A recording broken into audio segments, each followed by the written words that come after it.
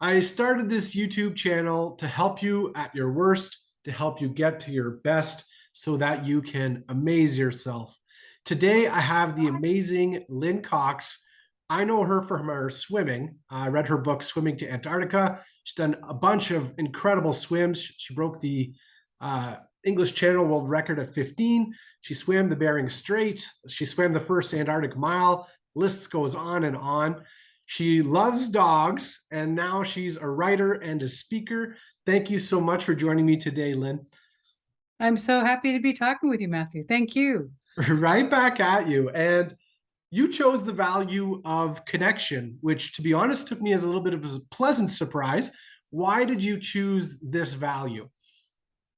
I think it's because all my life, I've been interested in people around the world and their thoughts and philosophies and how they live differently and how sometimes those differences really enrich your own life if you can learn from them. So one of the reasons why I've done these different swims around the world has been to use that as a vehicle to travel and to connect with people. And so when you do these connections, you have suddenly you're in a Scotland or South Africa or Egypt or anywhere in the world. And that common connection is the swimming, but then you are introduced into people's lives and you get to understand more about what they do and what they're facing and how they live, which I think gives you a better understanding of yourself, but also the world and how to navigate through it. I love that. One of my sayings is to do amazing things, you need amazing people. So when you try to do something amazing, you can't do it alone. And that amazing people gravitate your way. And that was probably my favorite part of my swims as well as is the incredible people you meet. That is it, because I think that, life would be very sad and boring and dull without having people as wild and nutty and crazy and wonderful as you are.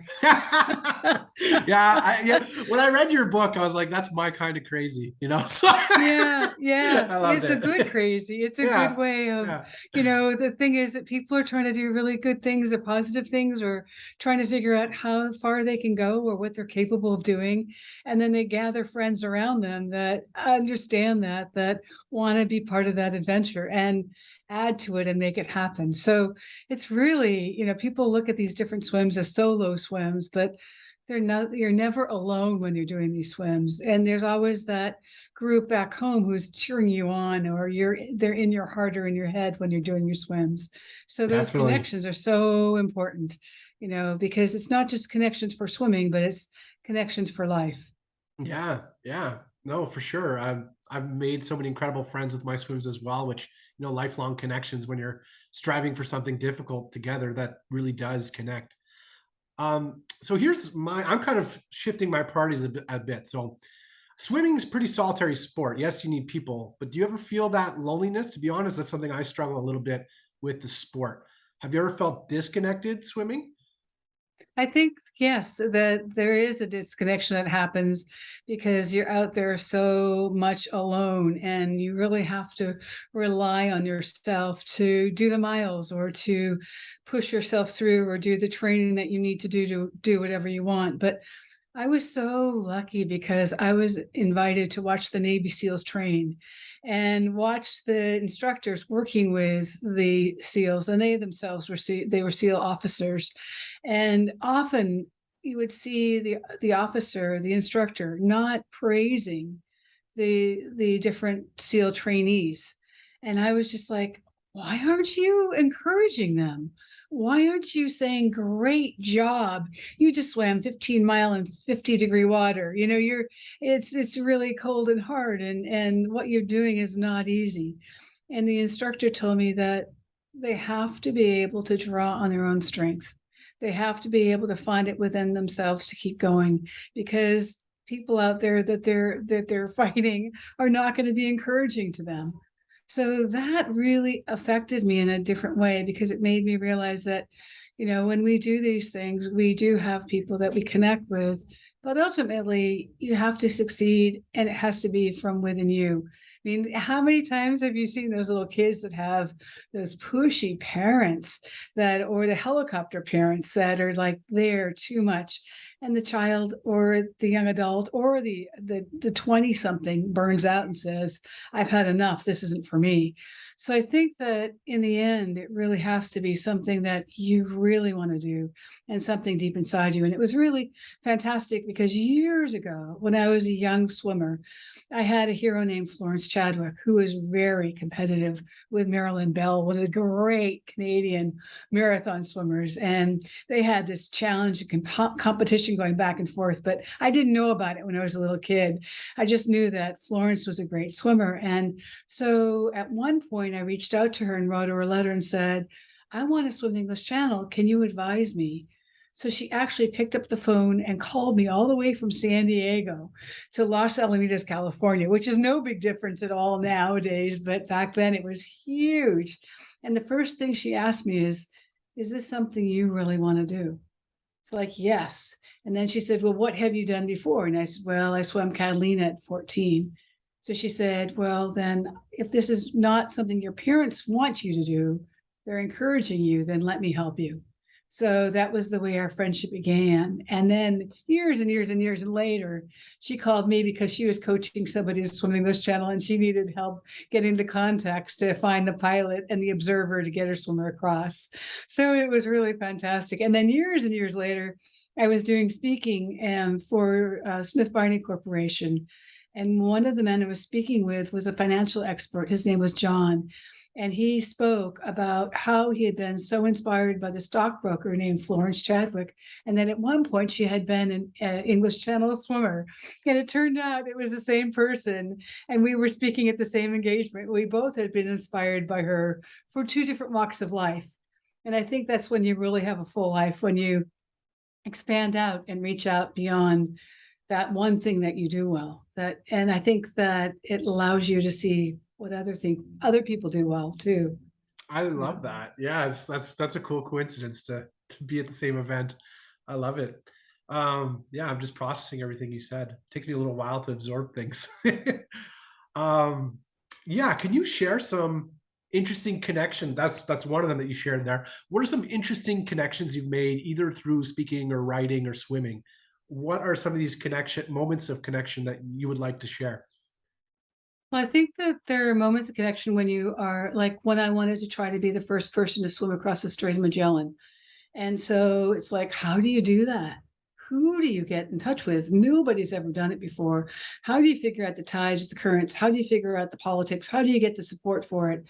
So I started writing letters and wrote to the Chilean embassy. And then, and back then it was letters. And so you would send out a letter and then you'd wait a month, the 2, 3, whatever months for a response.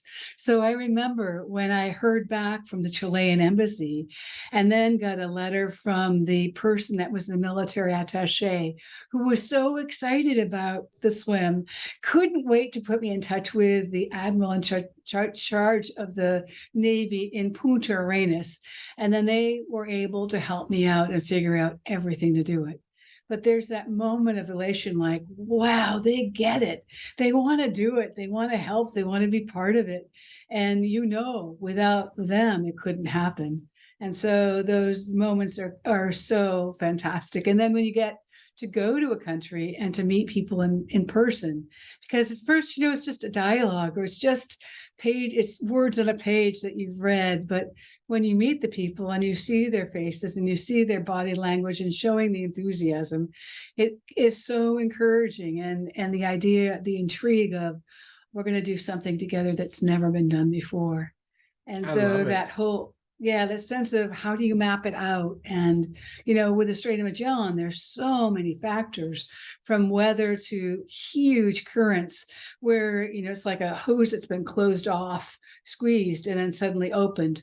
And because of that, you get currents through that are 9, 10, 11, 12 knots. And it's just crazy to swim through the Strait of Magellan.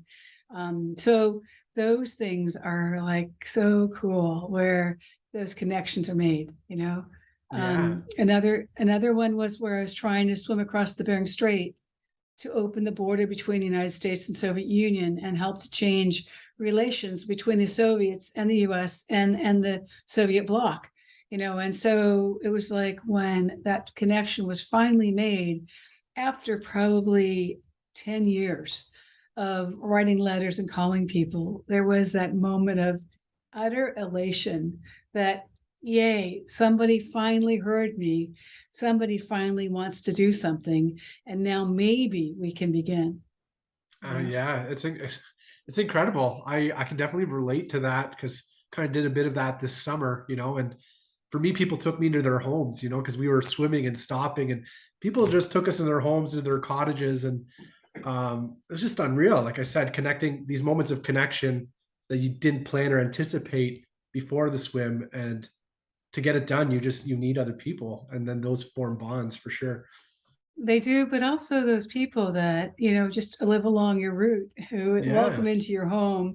Suddenly you've become friends with them, and there's this whole trust because you're an athlete and you're coming in with a certain idea, and it's really about human ability and human potential.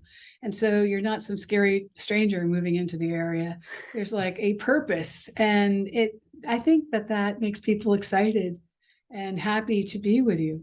Yeah. Yeah, that energy is contagious. The sense of purpose around these things is palpable. You can feel it, you can see it. Yeah, one thing you said to me that resonated with me when we had a prior phone call, because you're bearing straight swim. I guess that's a lot of letter writing. That's a lot of communication that went into that swim. I think you said 11 years, correct? That took you to line that up. One thing that you said to me is, like, when you're in the thick of it, you don't know, right? You don't know you're gonna finish it. But 11 years, what sustained you? What was your why for that swim? What sustained you for 11 years to keep pushing and keep writing? Like, that's incredible to me. It was a real belief that we needed to figure out how to diminish tensions between the US and Soviet Union and how not to have a nuclear war. And that was really underlying of it, that there's something that has to be done. And when I started working toward that project, it was at the height, not like during the Cuban Missile Crisis, but in 1976, when I started writing to the Soviets, tensions were very high between the two countries. And it wasn't until toward the end of Reagan's first term that things started to diminish as far as tensions went. But I really felt that we need to find other ways to figure out how to get along as human beings. That there are so many things that are good in the world, and there are so many good people in the world that we needed to find ways to bridge distances. And for me, the swim was that, but it was far more than just an athletic event. It was, really risking my life because the water temperature was 2 to 3 degrees C. And I was swimming in a swimsuit, cap, and goggles. And I didn't know how far I could swim or how long I would last because I'd never been exposed to water that cold for a long period of time. I'd done a swim across Glacier Bay a couple years earlier that was in 3 degrees C and had to break through the pan ice with a little kayak in front of me. But the swim was only about 25 or 30 minutes long. So it wasn't the same as trying to swim for what would be 5 miles. So I think that's probably 8 or 9 kilometers. I'm not sure the exact distance in Canadian speak, but it was a swim that was 2 hours and 6 minutes long. But it was also swimming from today to tomorrow, and it was also reaching from the present into the future. And to see that happen and connect was absolutely extraordinary. It was It extraordinary. changed. I'm still inspired by it. It's an incredible swim, and it was a swim that you formed connections, but you also connected, right? Like, it did ease tensions for a while. There's that time period, the tensions. There was a thawing of the relationship, and I think it There is was because, yeah. the border opened between the United States and Soviet Union, and shortly after that, the Berlin Wall came down. So friends in Germany have told me that happening in the Bering Strait area influenced and inspired people in Germany to realize that things were changing and that there was a possibility of other openings. And, I really believe that, way back when there was something called ping pong diplomacy that happened under Nixon, where there were ping pong teams from the United States sent to China to compete. And that helped to athletic event, but it helped to politically open China and the US and later on Canada too. So it's pretty extraordinary what we can do, if it's through music or if it's through athletics or if it's through just being human.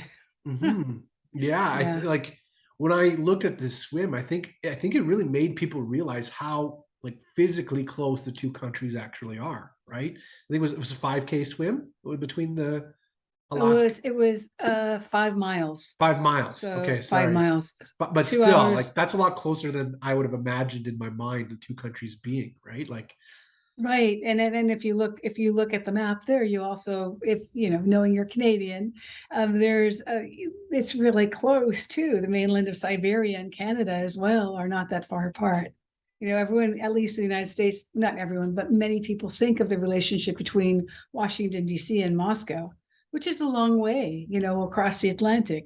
But when you look at the Bering Strait, I should know it in kilometers, but in miles, it's only between 70 and 74 miles from mainland Alaska to mainland Siberia.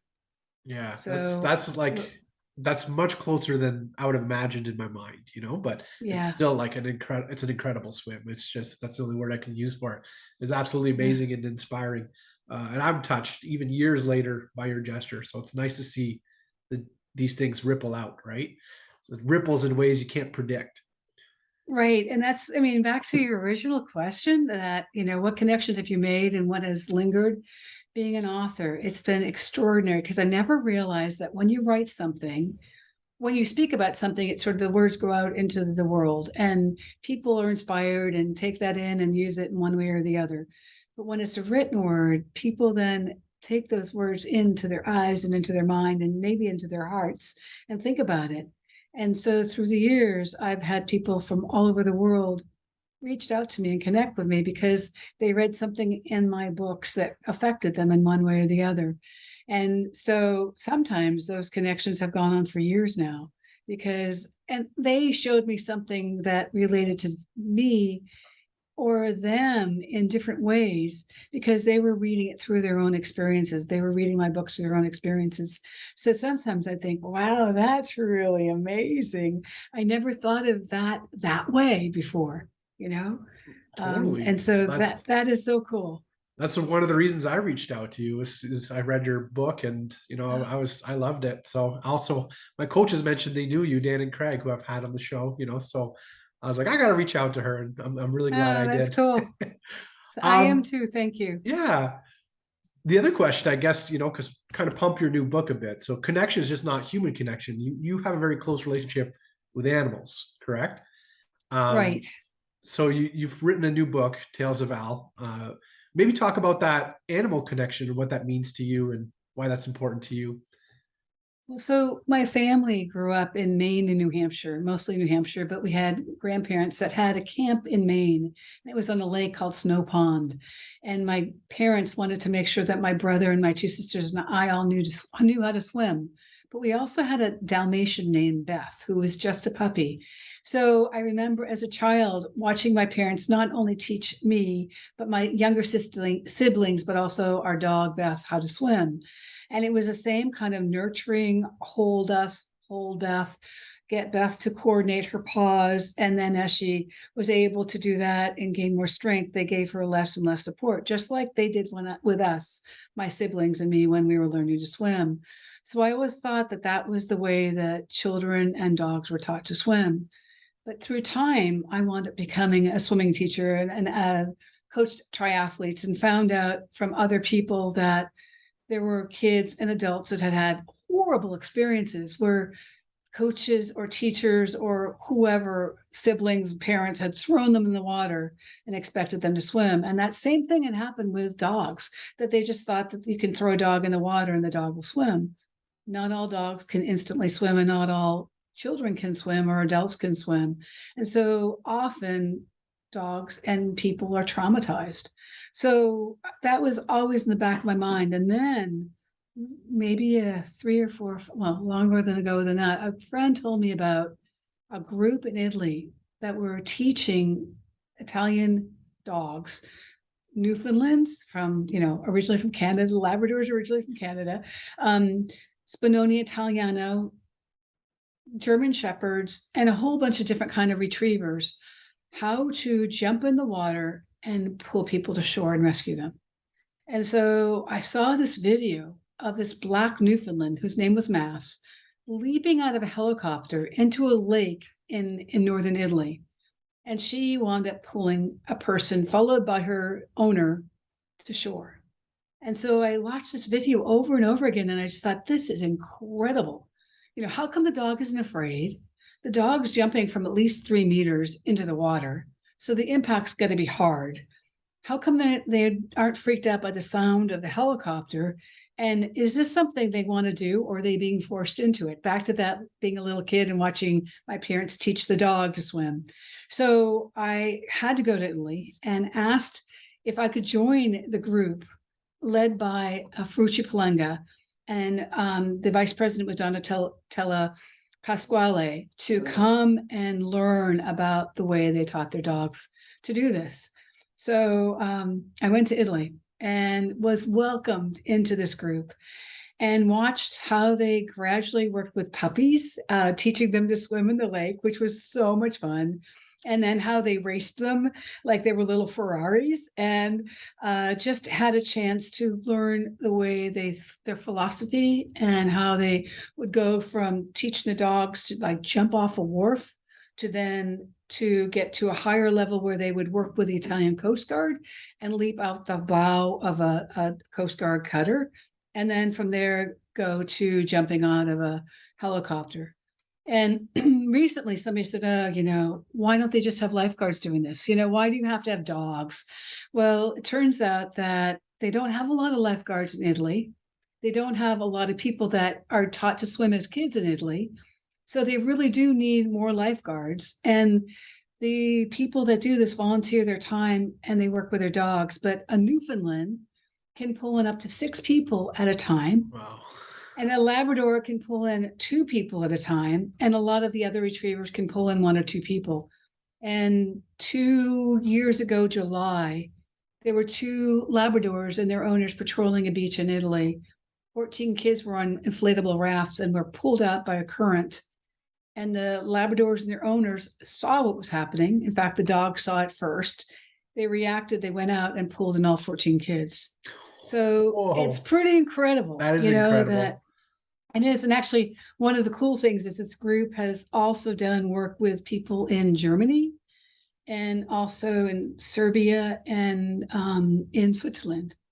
And so it's been really cool because in the United States now and in Canada, they have Newfoundland Club of Canada, Newfoundland Club of America, where they do water tests with their dogs. And the Newfoundlands are taught to go out and retrieve people, but the high level of their test, at least in the United States, is that they have a person in an inflatable kayak flip over, so they're underwater, and the Newfoundland has to swim out, dive under the water, pull the person out from under the water, under the kayak, and pull them to shore. That's their And you test. just think, That's their certification. that's their test. It's like, yeah. So to me, I love this because it's all about you and your dog working to achieve this incredibly high level, but you're doing it for people. You're doing it, you're volunteering, and then you've got this community of people like we do with our swimming triathlete groups and the parents and the friends and all that expands out, those connections. But this was really an extraordinary group of people. So I felt it was so important to write about the Italian water rescue dogs, but also make it relevant to other people and to people that own dogs and people that swim, and then also talk about how to humanely teach your dog to swim and teach your child or have an adult learn to swim. So those stories, those themes are all connected, but within all of that is the theme of courage. Yeah, it's not just humans Yeah. that are courageous, right? I had a lab Right. growing up. Quincy was her name. We had a golden lab, and Oh, we absolutely loved her. I would love to keep this discussion going. Unfortunately, we got to start wrapping up. Um, we can keep chatting after the show if we want, but my episodes are about 30 minutes. At the end, usually I give the guest 5 minutes to share whatever is on their heart and mind. So it can be related to connection, or it can just be totally out there. Sometimes you just got something on your heart and your mind that you think is important to share with people. So, like I said, the main theme is to help people amaze themselves. That's why I made the show, you know? So, yeah, just speak your heart and mind. I'll give you a few minutes to think about it. People have a hard time because I kind of put them on the spot with this one, you know, but take your time and reflect a little bit, and then I'm all ears. Well, I often think that, we look at each other, and when somebody does a great swim, we applaud them, or a huge marathon of some kind, or that they get through this benchmark in life, and we just go, wow, that's incredible effort. When I was doing research, I heard about a turtle named Yoshi who was caught in a fishing net and was rescued by a fisherman and then saved and taken in South Africa to Two Oceans Aquarium. And then after 20 years, they taught her how to swim long distances. They put a tracking device on her, taught her how to hunt, and released her into the water.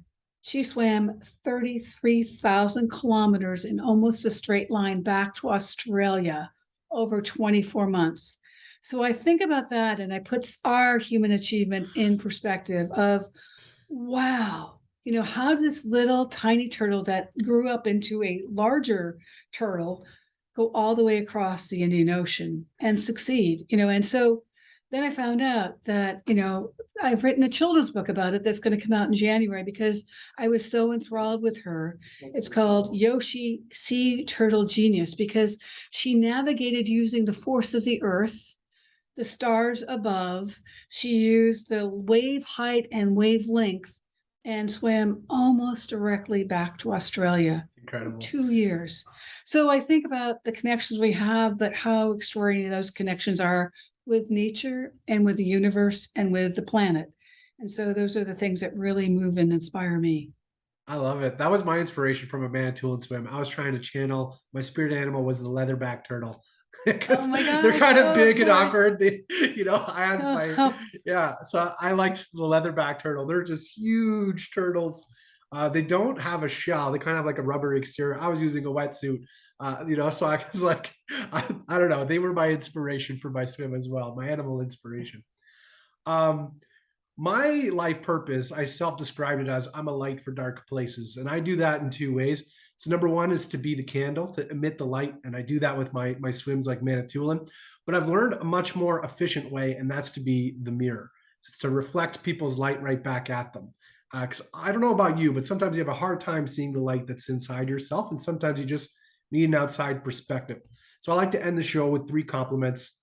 So number one, you are a connector. You definitely live you embody the value you've chosen to discuss. And for me, the biggest example of that was your Bering Strait swim, but you're still going about it. You're connecting animals and humans.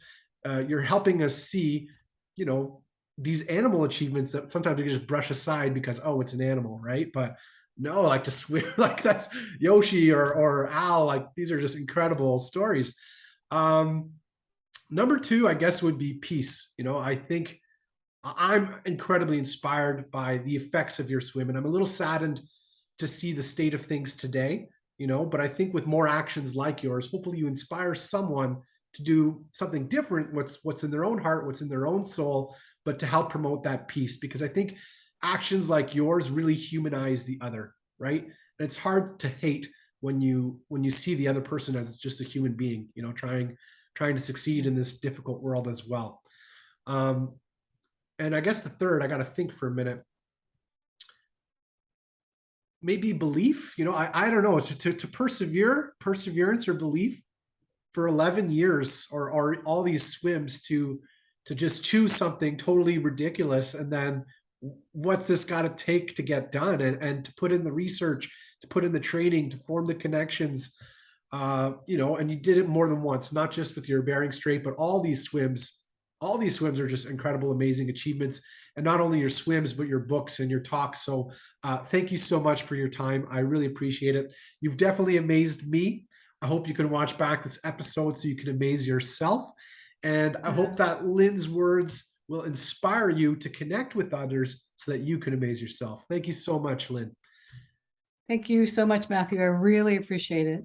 Oh, I'll end with this by pumping out your book. So here's our new book, Tales of Al.